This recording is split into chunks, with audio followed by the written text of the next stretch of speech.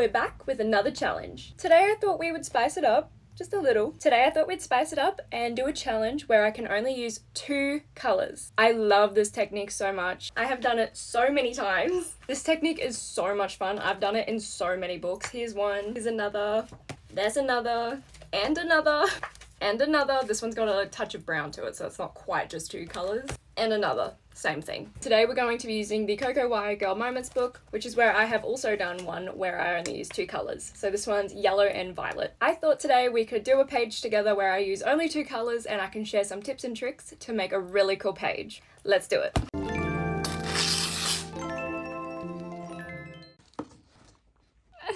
You can see his little foot.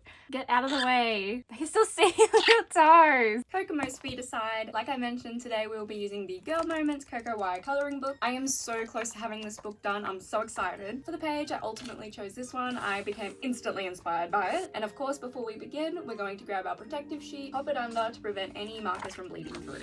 The best color combinations are actually going to be on opposite ends of the color wheel. So if you have a color and it's too similar to each other, like let's say these 2 pink tones, it's gonna look more monochromatic than duochromatic. You grab your pink and let's say green. They're different colors opposite each other and it makes them contrast even better. So here are some of my favorite color combinations: yellow and blue, orange and purple, pink and green, and purple and yellow, like this page I did here. But for today's video, we'll be doing yellow and blue. It's a more greeny blue, and I know they're not opposite ends of the color wheel, but they're pretty complementary. The blue marker is from Kmart, and the yellow marker is an Ohuhu Bobby Goods marker. Before we begin, it's very essential to know where you're putting your lighting. So I have a little sun here, and I'm just figuring out where I want it to go. I want this sign to light up, so that's gonna be my main source of light. And using our lightest shade of the 2, we're going to put in our lightest areas. So the sign I color in first.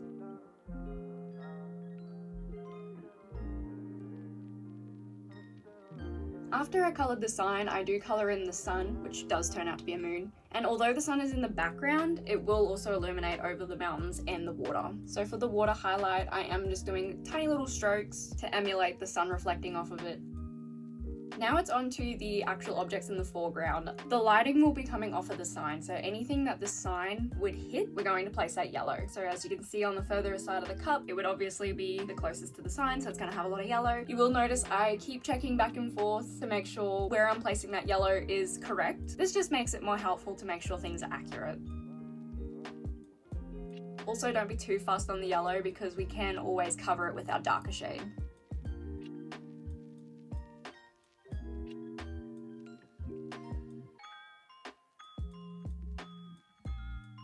For example, the bag, I will not be placing yellow behind it because the sign lighting wouldn't hit the back of the bag.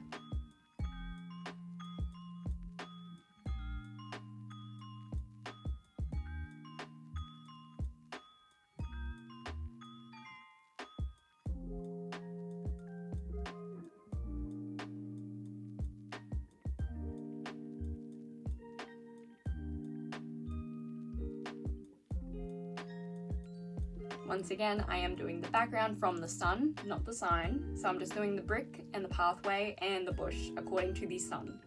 And now it's on to our second color, which is the blue. We're going to go in with the lighter blue. It's good to be able to go in with the lightest, not the darkest, because if you mess up, you can always fix it.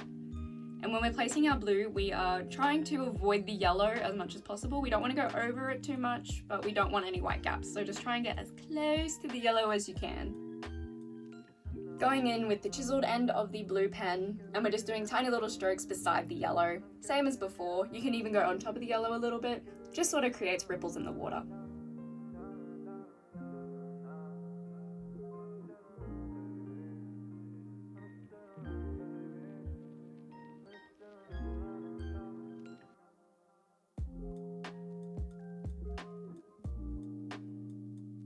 And now we're just placing that blue wherever we didn't put the yellow.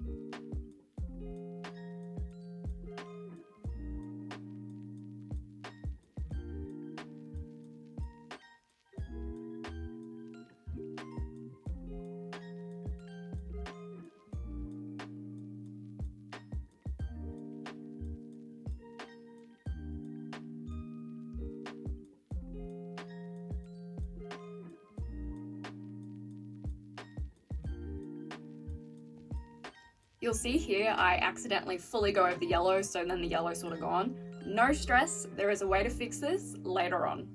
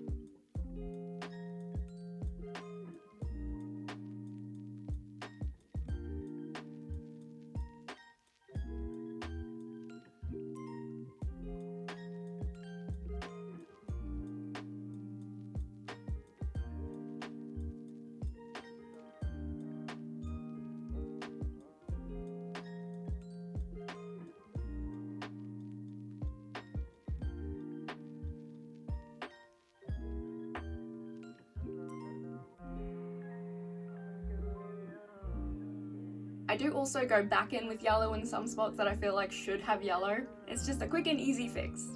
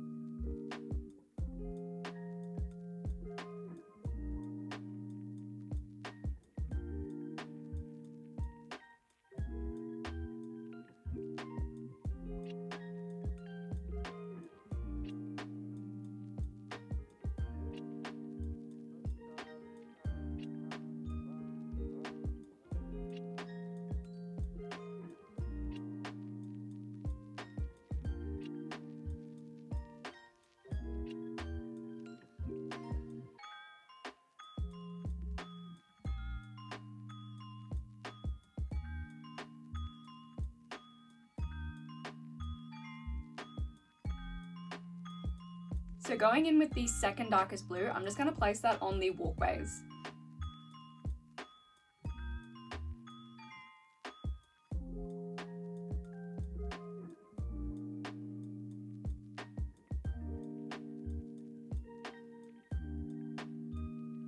And on this wall closest to the sign.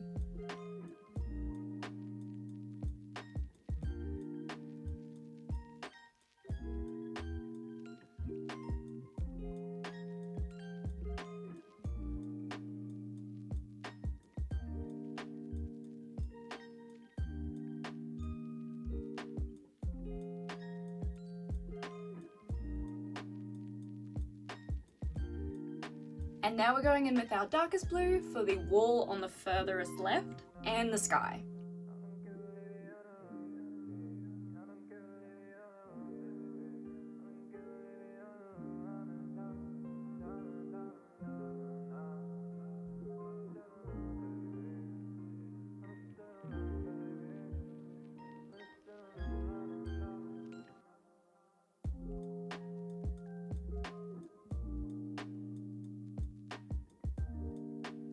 Now you can just leave it like this, it's really pretty, but it's my favorite time. It's shading time. So just remembering where our sun is, our lighting. So wherever we've placed our yellow, the darkest blue shade will go on the opposite side. I've just placed this little image here to give you a reference. So wherever the lighting is hitting, the opposite side will be the darkest.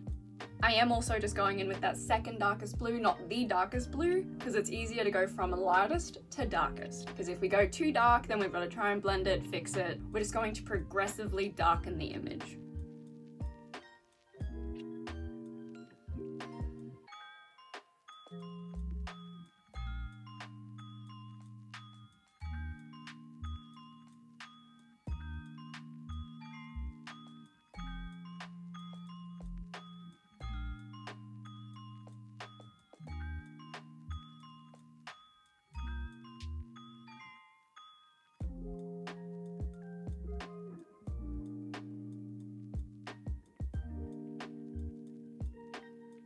Adding shadows that sort of replicate the shape of the item as well makes it even cooler. So with the handbag, I'm just doing like a straight little edge beside it.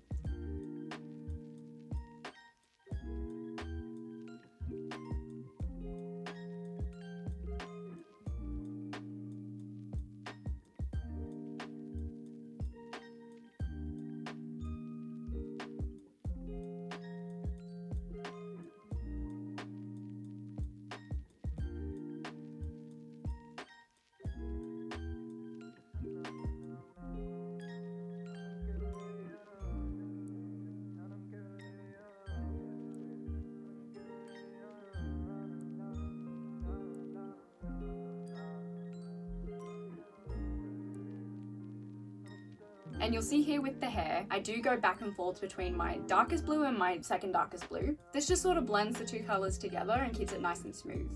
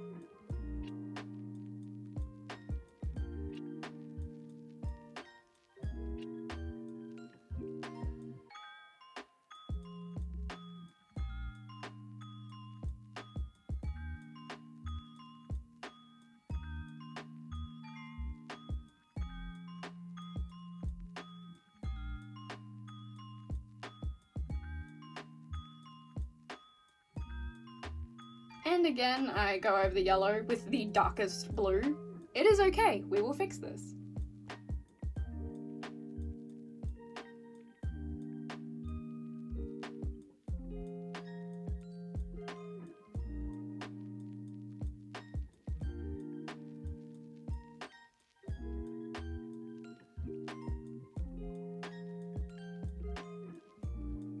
Here you'll see as well, I replicate the shape of the bricks with the shadow.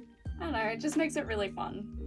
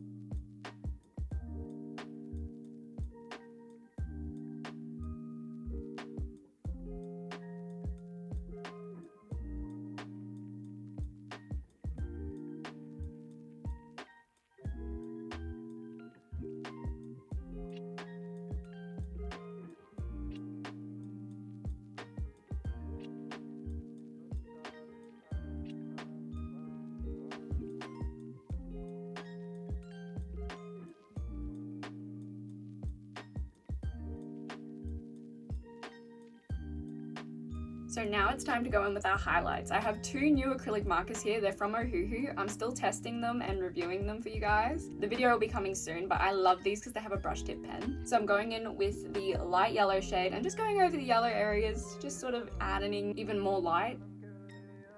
And here you'll see where we messed up before. I'm just going over it with the yellow and it's like I never messed up. It's so awesome.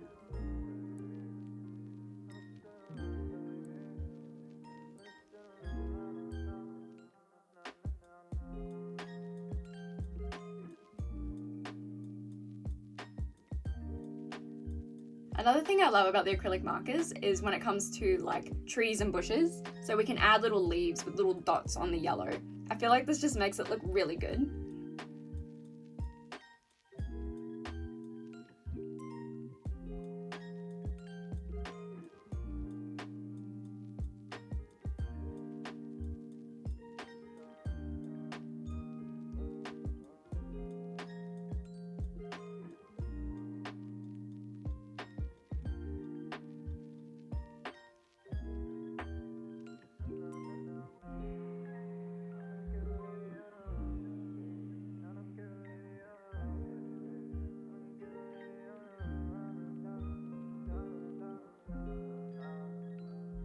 And I do decide to go over the black line around the moon, just to make it look even more luminescent, I think is the word.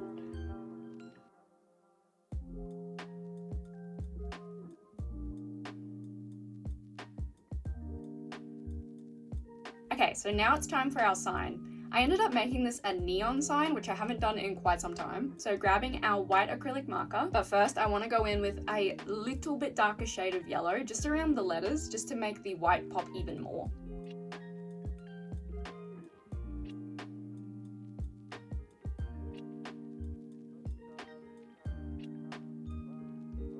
Okay, so now going in with the white acrylic pen, we're going to go over the letters. Going over the black lines just makes it look like the whole thing is on, like an LED light.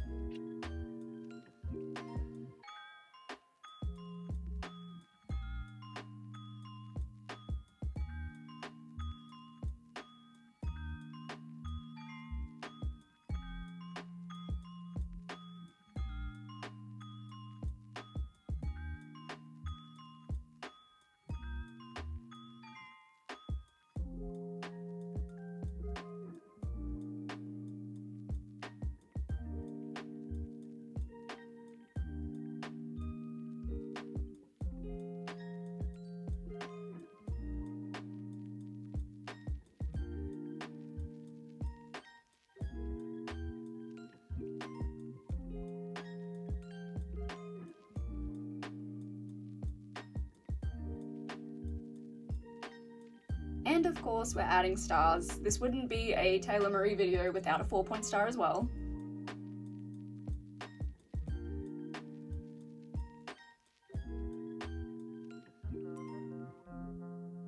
And adding little white bits to our water and to the rest of our page.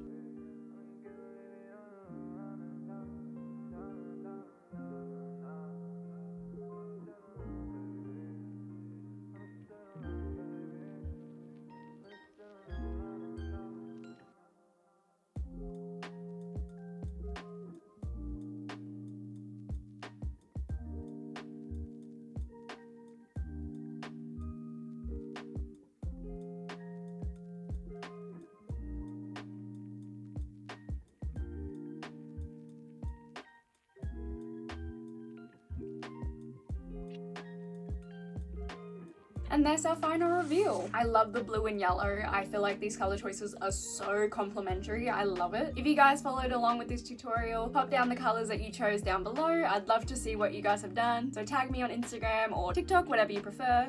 I'm so happy with how this page turned out. I hope this tutorial was helpful for you guys. Don't forget to like, subscribe, and I'll see you guys next time.